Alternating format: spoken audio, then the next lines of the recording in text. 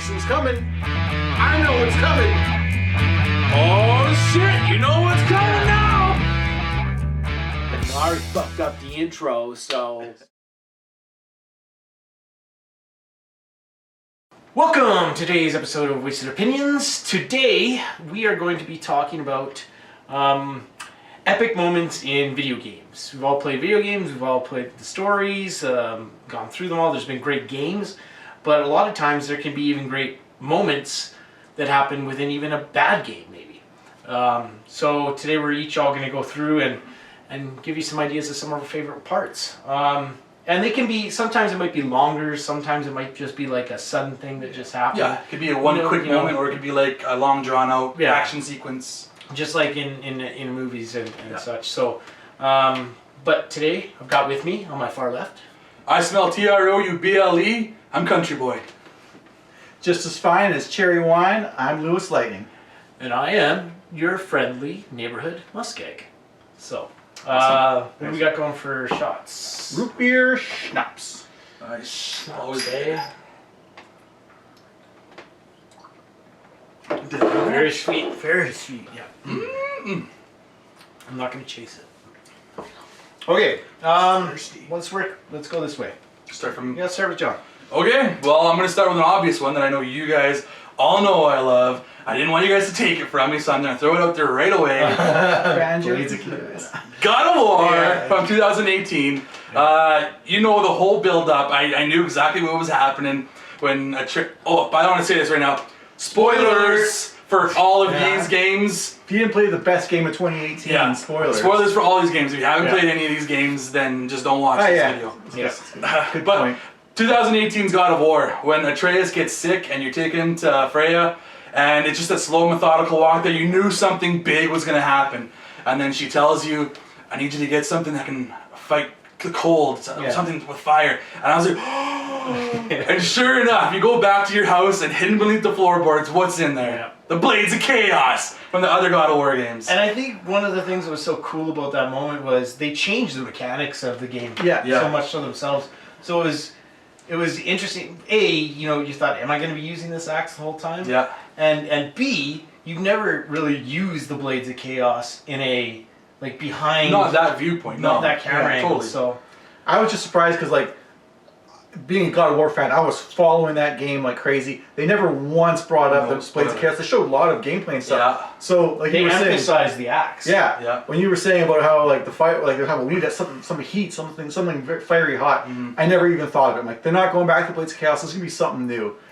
And then when we got that, it was epic.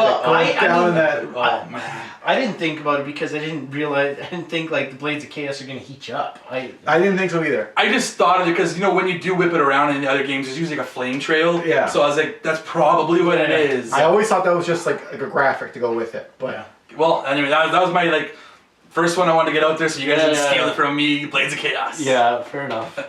Alright. Okay, since he picked something that was... I knew who was going to pick it. Yeah, I knew he was going to pick it. I didn't even include him. I would have put money on that being his first. I want to pick something that I think a lot of you guys... You guys would have on your list.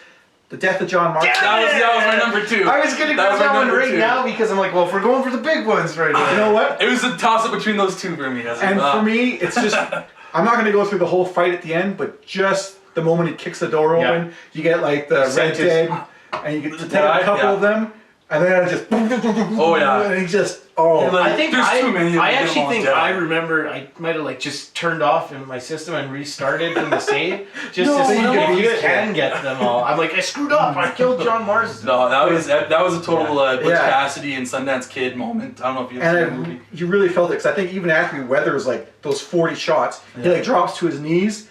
Takes like a breath, so he felt all that. Yeah. Then dies. It's like there was a lot of good. There was a lot of to pick that moment out of that game is tough even because there were so many good moments. Just like when you go to Mexico the first time. Yeah, exactly. But yeah, there's some standouts for sure. There's some real standouts. Absolutely. And I think, lastly on that, it actually set up a really good epilogue. Probably one of the better epilogues I remember playing in a game. Now, I'm not a big fan of epilogues because I feel like it's being done to death now, a little too much. But that was a really good one. It set the revenge that you had. Yeah, you had to play his voice as Jack. So yeah, good pick. I would have done that too. Just to make sure. No, for sure. But I knew I would have pissed you guys off if I did that one too. yeah. So, whatever. Well, now those are kind of Go for a big one before we get stolen. I don't really. You know what? To be honest, most of the ones those were two that like were on my list that were the obvious ones. I don't think we're gonna have a lot of crossover for these. So I'm actually. I'm thinking the same actually. I think maybe we'll have one more crossover. Yeah. Someone's gonna have it, but So, that's about it. Yeah. Instead, so I'm gonna go with one from one of my favorite game series, Mass Effect 3. So in Mass Effect 3, there's a whole portion of the story arc where there's this character who's working for Cerberus, the evil organization named Kai Lang. Yeah, Kai Lang, yeah. And he's kind of like a cybernetically enhanced human kind of thing that's been killing off a lot of characters, and based on however you you did the stories and saved people previously in decisions you made, he killed a different person. I'm trying to remember Each that. one? I don't. Yeah, and so for me, I made it so that the person that he killed was, and I didn't like it, I didn't know the decisions made it that way, but was Thane. So there's what happens in the moment is, you're there as Commander Shepard, you think you've beaten Kai Lang in the battle, and you're sitting at a computer kind of, I believe, getting some information, and all of a sudden Kai Lang comes up behind you, and there's this sudden thing where you can react as a Paragon or as a Renegade. And I played that whole campaign as a Paragon, except for that one moment. You went Renegade? I went Renegade, and what happens is you, if you go Paragon, I can't remember actually how it works. Maybe I did Paragon, but he dies no matter what, either way. But he comes up and he tries to stab you, and if you go, that's what it is. If you go Renegade, you just turn and kill him. But if you go Paragon, you dodge out of the way as he stabs through into like the keyboard, and you come around and just shove that. Omniblade, yeah. And he says this awesome line. For me, it was Thane. So he goes, "That was for Thane, you son of a bitch." it was really heightened by the emotionality of it, and yeah. So that's probably one that stuck out and was one of the first ones. I did play it. Honestly, I don't remember that, but that could have been the result of the choices. I actually thought it was in the second one, so I had to do Well, some. Thane's only the third one, I think. No, Thane comes into the second one, I believe, Does he? and then he comes back in the third. But I thought Cerberus was all in the second one. But anyways, so yeah. Kai Lang. And I know that's going to be probably a lot of the theme is like the emotional gravitas that comes with a lot of these moments. Yeah. Like maybe it wasn't even that huge, but it makes you kind of feel something. Yeah. Which is And we might even have a lot where we don't actually know. Yeah. Like, I know you have no clue about Oh yeah, absolutely. No idea what that was I actually about. think maybe after we're done recording, we should like pull up some of these. Yeah, for sure. We'll Anyways. check them out. I know for me, this is definitely a feeling one. It wasn't probably that epic, but I just remember in BioShock, and it's not the big reveal at the end, it's not that. It's actually the first moment that you meet a Big Daddy, because you're chasing after like these little sisters, and they're protectors, and these things are big behemoths, and they do not go down easy. Yeah. So when you're doing your thing, you're just scavenging, finding things, all you hear is like this big growl, like holy shit, what was that? And you just hear the foot stomps too, and you see this thing coming towards you. Right now, you're okay because you didn't do anything bad to the little sister. But as soon as you hurt that little sister, this thing's coming after you. Does it come after you if you even get close, or you have to actually? If you attack it, it'll come after you.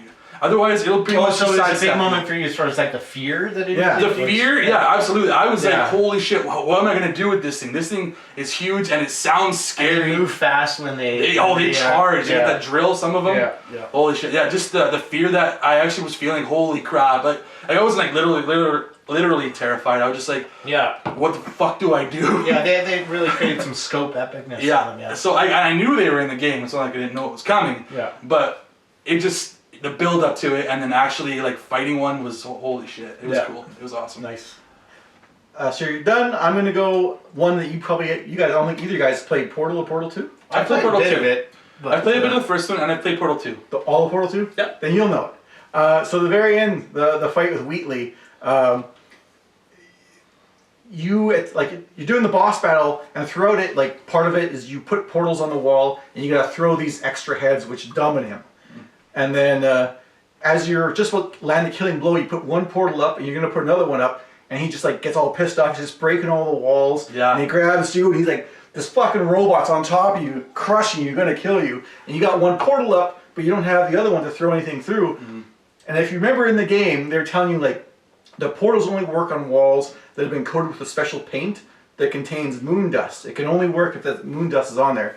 So he like broke all these walls. He's pinning you down, and as you're pinned down, you look up and like a panel of the ceiling falls out. And you look out, the moon's up there. So you just take your portal gun, you shoot at the moon, and it's like 5 seconds, and then you see this little blink. Yeah. So you have the portal here open up and fucking sucks everything out to like no pressure on the moon. Yeah, that's cool. That was fucking awesome. Just that moment that you're like, I am so fucked. The infinite range. It was an epic moment. Yeah, exactly. It was fucking amazing. That's cool. So I like that one because it was. I like clever moments where things are set up ahead of time. Like I knew about the moon dust, and that was just like turn the switch. I got you. You're fucked. Yeah. Okay, I like that.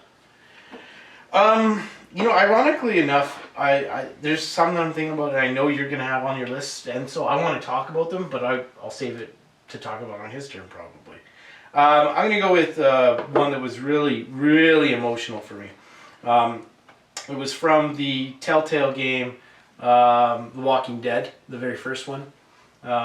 You play as Lee throughout the game, and you have this relationship with Clem. I've talked about it before on our show, but when Clem and Lee have to say goodbye at the end of that game, Lee's been bit by zombies. He's starting to turn, and Clem has to make the decision to shoot him. And I think you can choose to shoot him or just leave him. Yeah, I think so. Yeah, I can't remember even what I'd done, but so she leaves, and this protector relationship that you'd had, and Clem's so innocent. This guardian relationship. This guardian relationship, and developed, and she's just so innocent and everything like that, and it's come after some really emotional things, like Clem's been kidnapped, and that was probably one of the more emotional moments in a game for me, as far as like sad.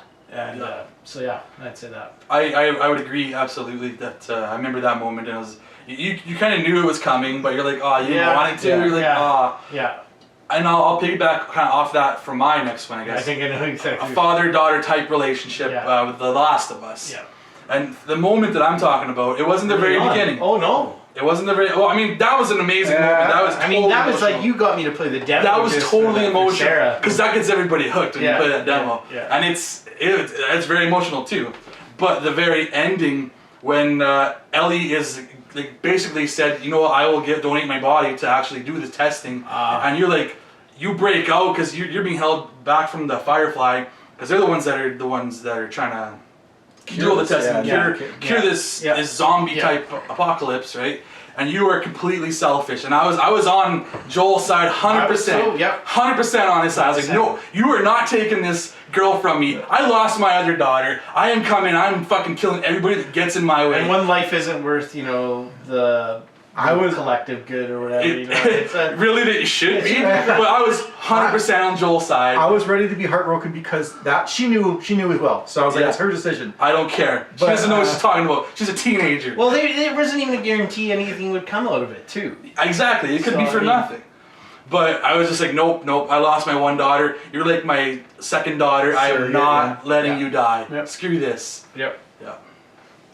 So with the breakup, when I break her up. Yeah. Sorry. I thought of like The Last of Us, and then neither of those points stuck out at me. I was like thinking of like the giraffe moment. I was like, nah, that's not really epic or anything. I'm going to go with something I know you guys didn't play, and it's not. All these other moments we talked about had a lot of emotion. This one, I guess, wasn't a whole lot of emotion. Watch Dogs 2. There was like a mission where they're like you're trying to stick it to these this movie guy because they're all part of the big conglomerate that's working against. I guess the everyday Joes. So you're trying to hack into them. So they have this car. It's kind of like Kit from Knight Rider, but it's like the modern day equivalent. It actually does have this like hackable GPS and robotic system in it.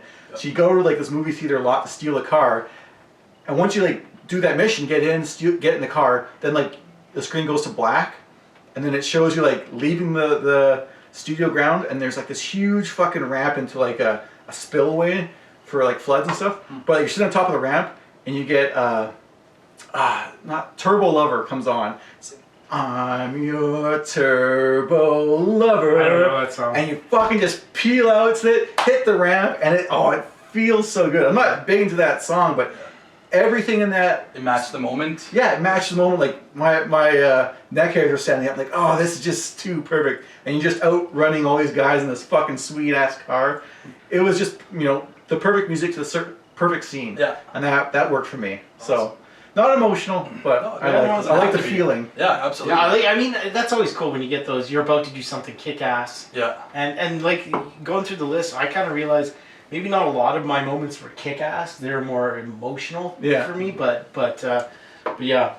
If you're done, then I'll go to one where actually, funny I say that, but this was one of my favorite kick-ass moments in a game, and I know it was special because it was a game that you would never have guessed would have an awesome moment in it, and it's one that I've only played once, and I never would have thought. It was in Call of Duty 3, and I'm talking like the original Call of Duty with the old school World War II, basically. Yeah. I don't know if any of them did World War I at all or not, but I don't think so. I had Battlefield's up, but Call of Duty hasn't.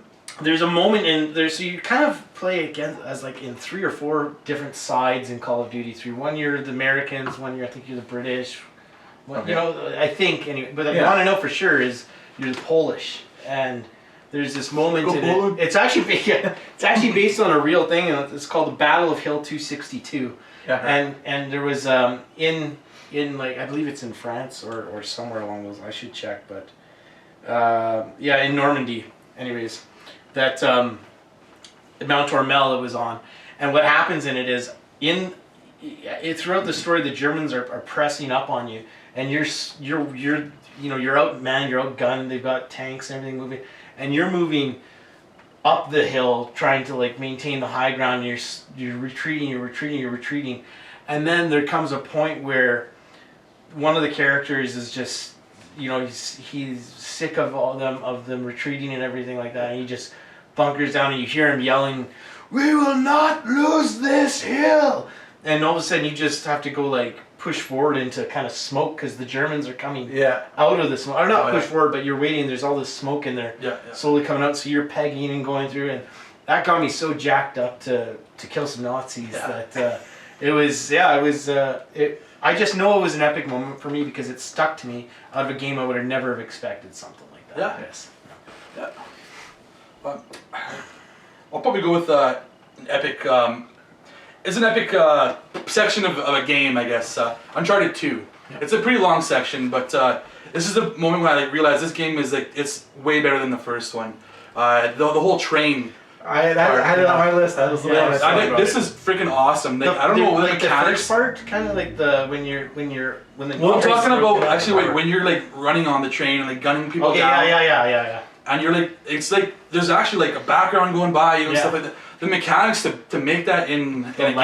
The lights that would go ding ding ding. Yeah, ding, exactly. Ding, like there's just the thought to build that must have been hard to freaking do. Like Naughty Dog, that was awesome. And that's still my favorite game in that series. One of my favorite games ever because that train part was so awesome. So you're picking just that train part? The part where you're on top of the train and you're inside the train, you're killing guys, you're throwing them off. I had something very similar. I'm just gonna lump it in with your pick. Yeah. That part where he's like, it's actually the cutscene, I guess. Yeah, you're climbing up the. Where he's in the train and like there's still more guys coming, but he's been wounded in something, and he just like. The guards are approaching, and he just aims at that fucking propane tank, and then it blows the train off the tracks. Yeah, that's at the very end. That's where the moment. That's where you end up hanging from inside the train. Yeah. But that moment was awesome. It leads up to that. Because that was like a do or die moment. Exactly. Like, well, screw it. That game had so many awesome. It did. That series itself is probably definition of. You could do like an entire episode on just Uncharted epic moments. Yeah, absolutely. That would have been my next pick if you hadn't chosen it. Okay. So. That's it. Okay, I'm going to pick another one that I'm guessing only MussKeg would know. From Dragon Age 2, I'm picking the Battle with the Airshot. Oh, yeah. I could have made a whole list about the Dragon Age series in general. There's a lot of great moments that I love in that. But specifically Dragon Age 2, the Airshot, which I thought was really cool because in the marketing for the game, they show that. It's not the climax of the game. That's only like chapter 2. Remind me again a bit about it because the Dragon Age 1 and 2, my memory of them isn't quite as... So all the Qunari... And John hasn't. So. Qunari are like the demon guys you might have seen in some of the marketing. Okay. They're pissed off because they're looking for an item that was stolen from them. And they've been in this place for like a couple of years at this point, trying to get it back. They're working with the local government. And the Airshot is like the big general, the leader of all the Qunari. He's pissed off. So he just, at this point, something happens. I think he knew who had it, but they're being protected. So he like kills I think it's the vicar. He was like the leader of the town. Like they don't have a mayor. So he kills him. Viceroy. Yeah. But anyways, he instills himself in like this seat of power. So then now one of your companions is the one that stole this book that they're here for. So you go and confront him after he's like killed the government, and he's like sitting on this big throne and everything, and he's a big, intimidating fucking guy, even by Canary standards. He's got like huge horns, but he always talks like a guy who's got these big philosophical reasons, somewhat Thanos-esque in a way. And then he gives you the option, like I think you can talk him out of it completely, but then you get an option that you can fight him as like a party, because you usually wander around with yourself and 2 others, but you could also face him one-on-one. And facing him one-on-one, be like, okay guys, stand back, I'm gonna fight this guy one-on-one. That was a fucking hard-ass battle. Like I remember I had Sebastian, and like I kept pinning his foot to the ground and then just attacking him. But like just, you know, having a one-on-one battle like against such an intimidating foe, I love that. That was an epic moment to me. And like I said, if you watched all the marketing for it, they never talk about like the 3rd act. This was the high point that they chose as like, we're selling the game based on this. Yeah. And I love that. Okay. Nice. Cool. I didn't have this on my list, but when John mentioned kind of the train sequence, it got me to think maybe this is something I could consider an epic moment because it was an epic sequence in the game. In my favorite game of all time, Legend of Zelda Ocarina of Time, there's a sequence, and the reason I love it is because it's so against what you normally had to do in Zelda.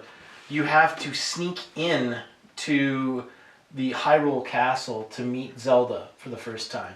And the reason it's challenging is you can't attack anybody, and you have to stealth basically in a game design that was not designed for stealth, if anything. And so you know, the little secrets, the ways you find in the all the tricks to getting in to finally get to Zelda. Yeah. It's like a little hedge mage. There's a hedge mage that you have to go through. You have to wake up a guy that's blocking some crates that you need to move. And even just at the start, you know, you have to sneak down the castle at the gates. You have to sneak down, and you have to go through the castle. What would you say? Grounds, I guess. Yeah, and get into a mode. It was just such a fun sequence, and it's one of those ones where every time I replay that game, I'm so excited when I get to that part because it's my favorite. So that'd be an epic one for me. Cool. We can try and squeeze in one more. Last pick, yeah. Okay. Yeah. Okay, I'll just double check my list here.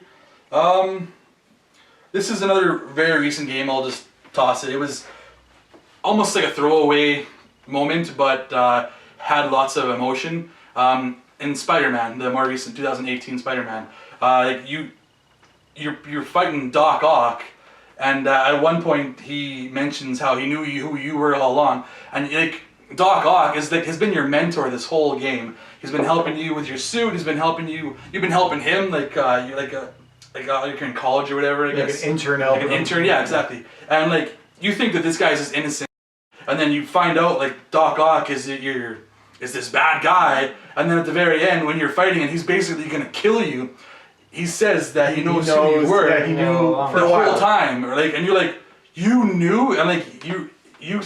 Oh, it was just. It was emotional. I was like, holy shit. And it's always fun. Son of a bitch. You know something's going to happen, but you don't know how it's going to happen. Yeah, like, yeah. It was so good. That was it. Yeah. So, you know what? I'm going to pick, I have a couple that I'd like to point out, but we'll save them for maybe another time. I know you've played this one.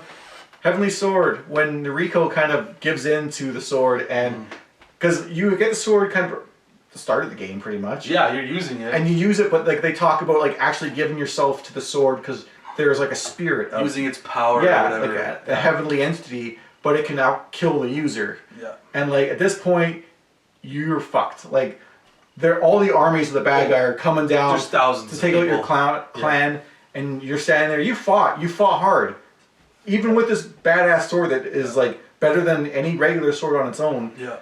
You can't take them all on, but you give into this fucking blade, and like all these tattoos kind of grow from the sword across your body, and then you become empowered, and you're taking on an army of thousands. But now this blade is just fucking insane. You just with a big swoosh, guys are going flying, swats. I mean, you go past like it's like beginning of Lord of the Rings. There's like big towers and stuff. With what's his face size. Sauron. Yeah. Sauron knocking guys back. It's kind of like that. And it's just like that. You're just fucking crushing everything. And then at the end, I think you like kind of collapse as you get to like the big boss guy.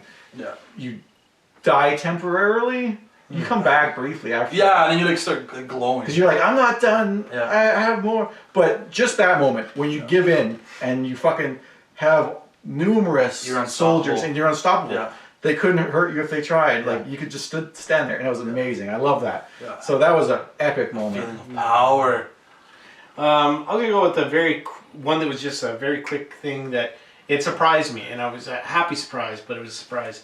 And it wasn't even one of my favorites of the series. Uncharted 3, when you find out that Sully actually didn't die. He's alive. Yes. That was like I probably thought the opposite. No. Like the thing for me is, I think in talking to you, you were like, I hated Sully until that game. yeah. And then but didn't you like say that you didn't think he had died or something like that, or you weren't surprised? There was a lot of stuff happening towards the end where That I was hand comes in to started grab. questioning everything. Yeah, that hand. I believe it's like he reaches down to help Nate up or something like that. remember. But anyways, when you find out Sully is actually alive, I was like, oh. Okay, Yes. good. Yeah, Thank the you. relief. I was really worried because Yeah. you're 3 games into a series Yeah. that have characters, and a lot of times yeah. they'll start That one. dropping people off. And that's why I was thinking, man, I always loved their back and forth. And it wasn't banter like it happened between off screen. He got Yeah. shot. Yeah, exactly. So yeah, Sully. Awesome. But I'm sure we got many more, and I'm sure I'm gonna think of some afterwards. Yeah, that, we could do this. like, oh, yeah. We could do this a few more a times. couple more. Yeah. But where can everybody find us? I'm on Twitch, Twitter, and PSN. That's CountryBoy_9. I'm on Twitch as the LewisLightning. And I'm on Twitch, Twitter, and PSN as MussKeg. Check you later. Chicken later? Check you later.